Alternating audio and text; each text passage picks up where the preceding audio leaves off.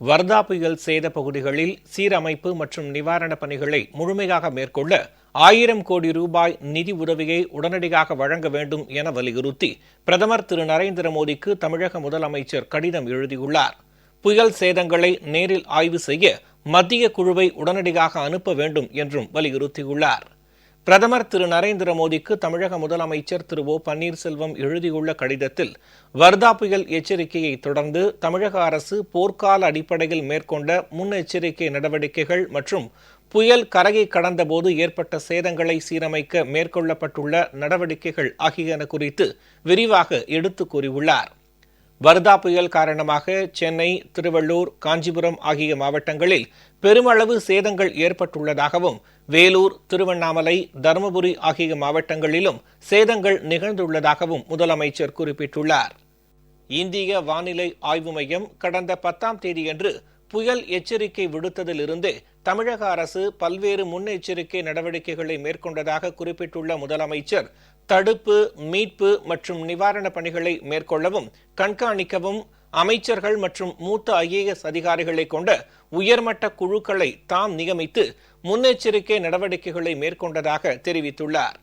தாழ்வான பகுதிகளில் இருந்த 15,000த்திற்கும் மேற்பட்டோர் வெளியேற்றப்பட்டு 104 நிவாரண முகாம்களில் தங்க வைக்கப்பட்டு அவர்களுக்கு உணவு, குடிநீர், மருத்துவ உதவி உள்ளிட்ட அனைத்து உதவிகளும் வழங்கப்பட்டதாக முதலமைச்சர் தெரிவித்துள்ளார். சென்னை அருகே வர்தா புயல் கரையை கடந்ததால் சென்னை நகர உள்கட்டமைப்பு மற்றும் சொத்துக்களுக்கு கடும் பாதிப்பு. புயல் கரையை கடக்கும் போது சென்னை, திருவள்ளூர், காஞ்சிபுரம் மாவட்டங்களில் கனமழை பெய்ததோடு மணிக்கு 130 முதல் 140 கிலோமீட்டர் வேகத்தில் கடும் காற்றும் வீசியது. புயல் காரணமாக 16 பேர் உயிரிழந்தனர்.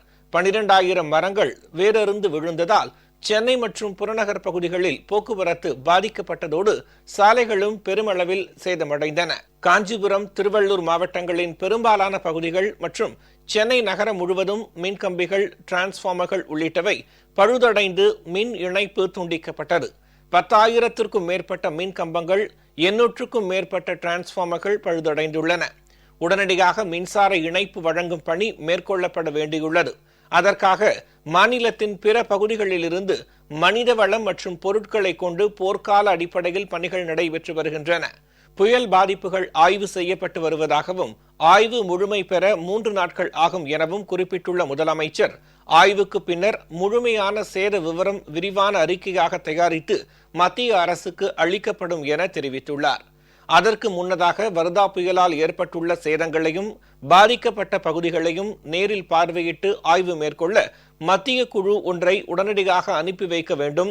சீரமைப்பு பணிகள் மற்றும் நிவாரணப் பணிகளை முழு அளவில் மேற்கொள்ள ஏதுவாக 1000 கோடி ரூபாய் நிதி உதவியை உடனடியாக மத்திய அரசு வழங்க வேண்டும் என்றும் பிரதமருக்கு எழுதியுள்ள கடிதத்தில் முதலமைச்சர் வலியுறுத்தியுள்ளார்.